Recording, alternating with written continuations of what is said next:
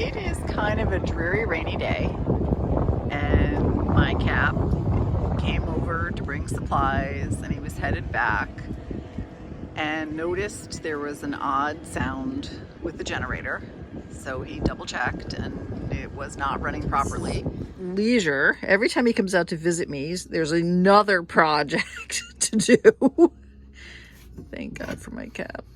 Yeah, I see. What is that? The impeller is... That is, I have to say this with a low voice because... Oh, I can't post that. But this is the raw water impeller, which pulls in salt water from the sea and runs it through a heat exchanger, which is a water version of a radiator, to cool the engine. In this case, it's a diesel engine that drives the generator. And in a few minutes, I will open it up and we'll see what is left of it. But I should not be able to turn it this easily. Okay. There should be a lot of resistance there. And I'm looking at it and thinking, that looks perfectly fine. So how does he know that that's broken? So give me a few minutes. I'll open this up and we'll get a look at the impeller. Still filming? I am. Oh, geez, this is a step-by-step thing. It doesn't have to be. So I have to watch my language. It does. You have to watch your language, behave yourself. But I don't have to stop because once I'm editing, I can just split the tape. Okay. So if you do get mechanics Tourette's, oh, I have mechanics Tourette's. That's unavoidable. I will just edit it out. I didn't used to when I was younger. I know. I was eminently patient and expected things to go awry because that's what happens whenever you work on anything. I don't expect using foul language to get the job fixed anymore. I just have less patience. Oh, dear goodness, look at this. Oh my God, it's got no blades. There's no blades at all. Even I can see that. Now, the problem is, where did all the blades Where are go? the blades? I got a couple in here. I just Yeah. broke the gasket, so hopefully there's a new gasket. Oh crap. Somewhere. Here's a piece of blade, which means that it's all in the generator. It's inside the generator? Yeah, in the cooling system. Oh dear. So what we will have to do is when we get back to shore, we'll have to back flush this. But in the meantime, we'll put a new impeller in. And this impeller is only a year old. So I don't know why it blew apart like this. But what we'll do is we'll back flush it when we get back to Fort Rachel in a month. Mm-hmm. And get all those rubber pieces out, because... And they won't cause problems until then? It's unavoidable. There'll be some blockage. Mm-hmm. But we should be able to get through the next month without any issues. Okay. Hopefully. Well, we'll find out once we start it back up again. Yeah. And, We'll find out. You know, that's all we can do. I don't know where the other piece... Okay, let me go dig out the new impeller. So here's the spare impeller. I always keep spares on board, including spare gasket. Buy is wise, buy is good. Now, as you can see, the old one is missing a few parts. Yes, it is. So, and the problem is we then have to get those parts. So what I'm going to do is this and this is going in there, and when we back flush in a month, I will have a screen out and we'll capture all those parts and match them up to be sure that we've caught everything. I hate to have to admit it, but it's not the first time I've had to do this. And the problem is, if you don't get all the parts, then you have to start taking the engine apart. Oh dear. To try to get them. But that's okay. It's all part of being a mechanic. You'd like to get the easy way. The new impeller in. You need to grease all these leaves and also grease inside of this, because there's a certain period of time, and it's only a matter of seconds, where there's no water coming through to lubricate but these things can blow apart in just a couple of seconds, that it isn't damaged upon first startup before water can get to it.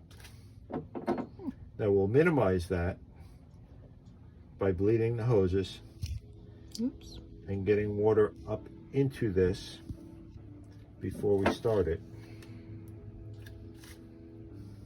And even out here where the gasket's going to be, it's not a bad idea to have grease there. And that all comes right in the package with the new... That all comes, well, yes. From where I purchased it, yes, it all comes in. And I'm even going to put grease on this gasket. And where do you get your stuff? Well, keep in mind, this is a 40-year-old generator. Mm-hmm. So you get the parts where you can. Mm. This particular one, we'd have to look at the address. I got it from Steve Buttrick in Cantonment, Florida. Which means I either got it on eBay or I got it from Amazon and it was drop shipped from Steve. Oh, it looks like eBay. I think you have an eBay packing slip on there. I mean, when you're dealing with 40-year-old equipment, you get it from wherever you can. Most OEMs aren't interested in stocking parts these days after 10 years. What's an OEM? Original equipment manufacturer. Oh, okay.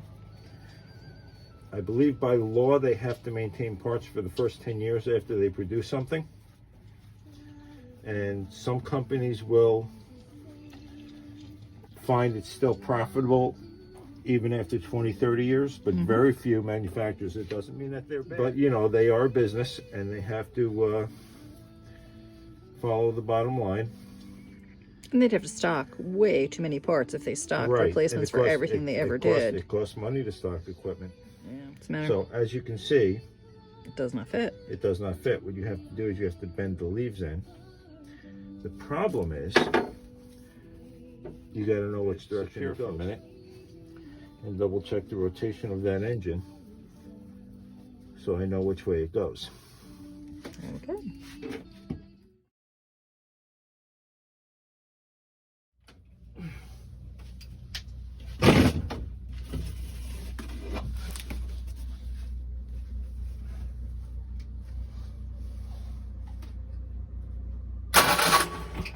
Okay, now I know.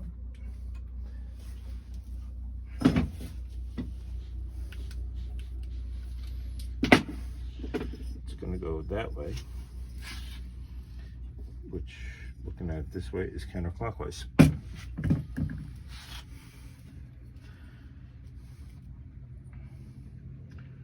So putting this in, it's going to go this way. So it's going to be clockwise from this direction. So what we do is we just kind of bend them in, and we want them all to be bending slightly this way as we push them in.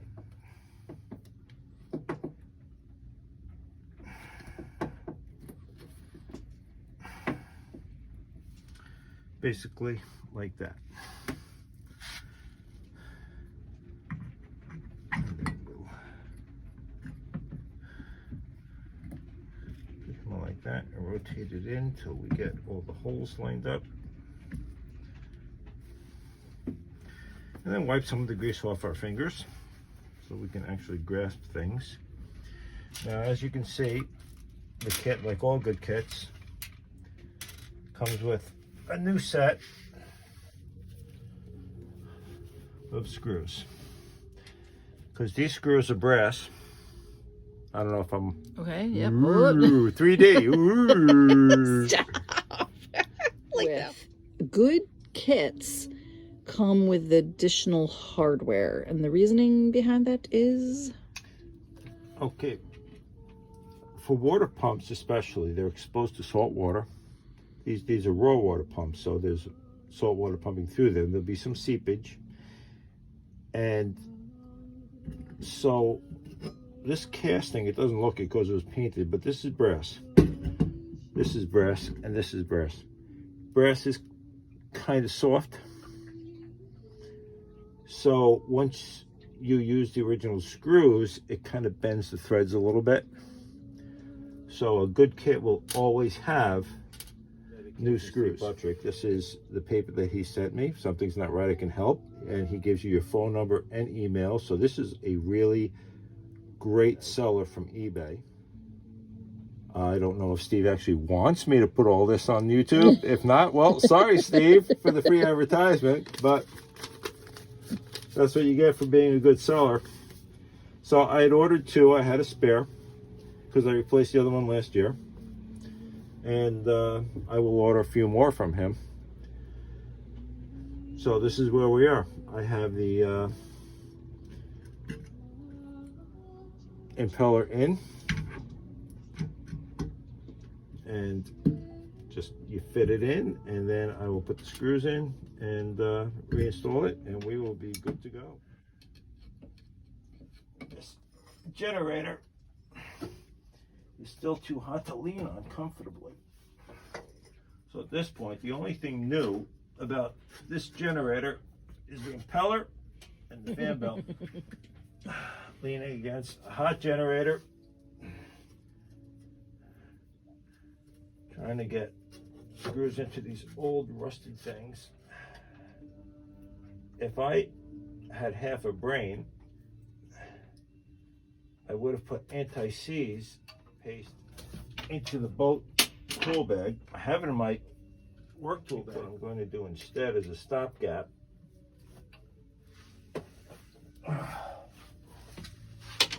Is I'm going to put a little bit of this low temperature grease on the threads.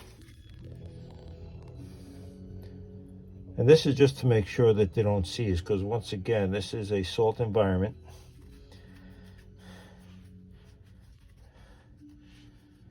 And although this is a stainless screw, the engine is cast iron. You really should use a special anti-seize paste, which is either based on nickel or copper, but this will do, especially since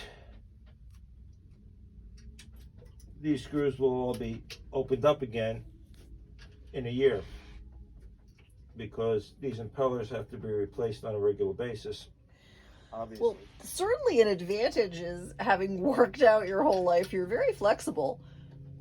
You're in this little, like, rabbit warren type space with the engines and the generator. You got to reposition that engine light. It's in the way of my filming. Well, I could just turn off all the engine lights, but the Tourette's would rise exponentially.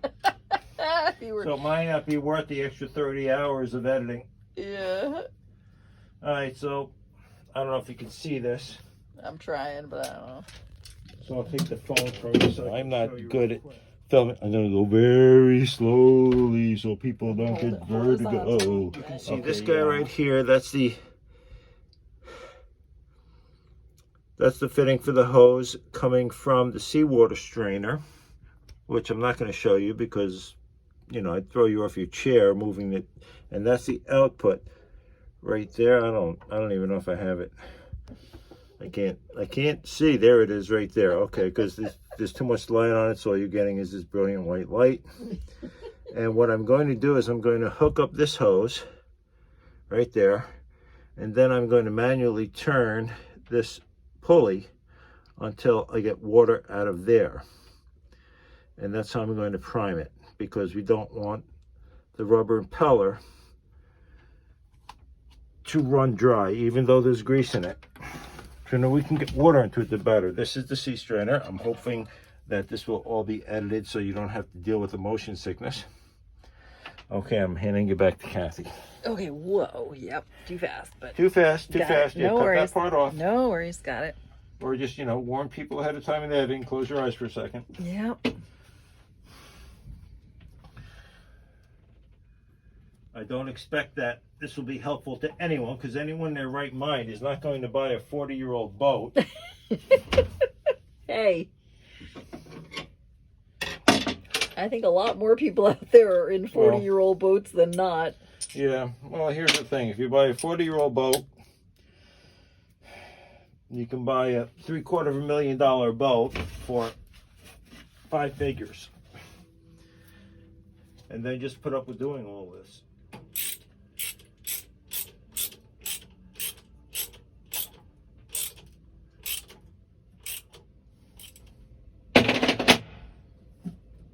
Okay, that side's on, so now we're going to release the sea and let it into the boat.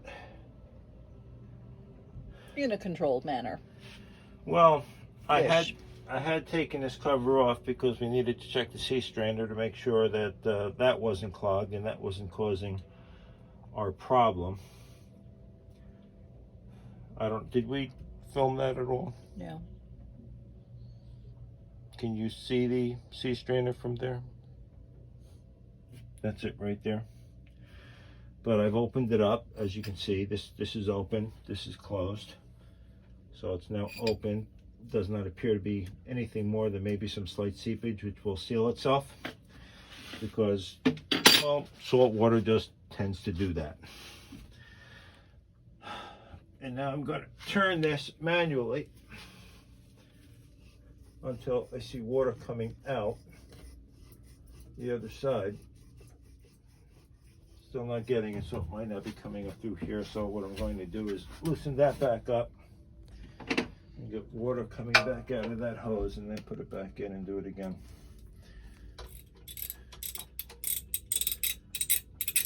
This is not a great spot for a water pump for raw water. It should be much lower. It should be down around the base plate.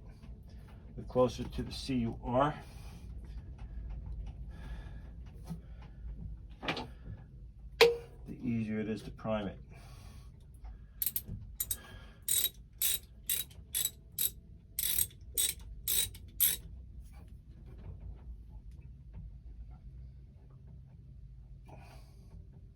See, as you can see, we're getting nothing out of this. I actually have to bring the hose down a bit.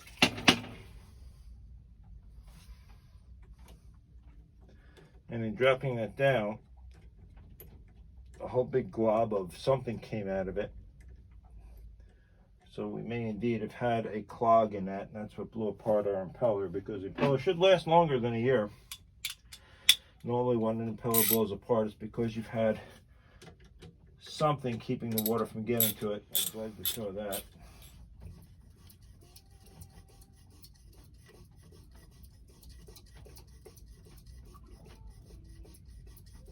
I can hear the water coming through at this point.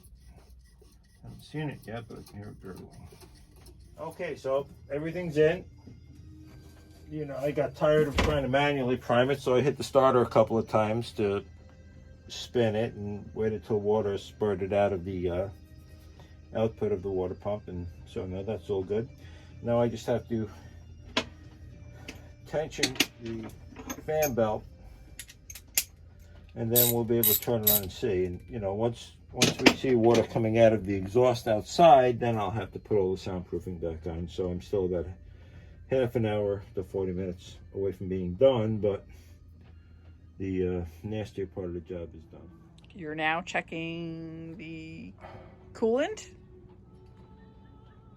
You know, did you say start, or I don't know what they do in the movies? They say cut, and they say, what, I forget what they action. Say. Action. You didn't say action. Action. So how do I even know that? Action.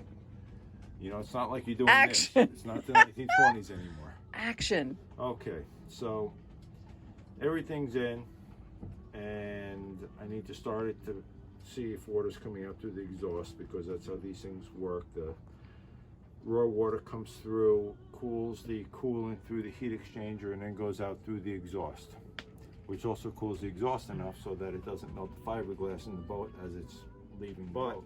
Since it overheated, I have to check the coolant level, because when we lost the raw water, obviously the coolant would have overheated, and the pressure relief valve in the radiator cap would have gone, just like in any car. So that's what I'm going to do now. I'm going to top off the coolant, and then we'll start it, make sure water's coming through the exhaust, and then I'll button everything up. Back to work. Okay. So, you know, you can charge up and not miss a minute of me. Yeah, I don't want to miss a minute of you, 'Cause, baby. you know, as we both know, I'm the one who drives views. I've noticed. Two videos over 100, and both of them have me in it. Mm-hmm. So we have to satisfy my fan base. Personally, I think it's the pink readers. I think it The probably. hot pink readers. I think it probably is the hot pink readers. Watch this. Watch this. We'll check the views. As soon as I take these off, watch the views will just drop off to nothing. Oh my gosh. Oh, back up again. How are we doing, Cap? All done. Yay! Thank you.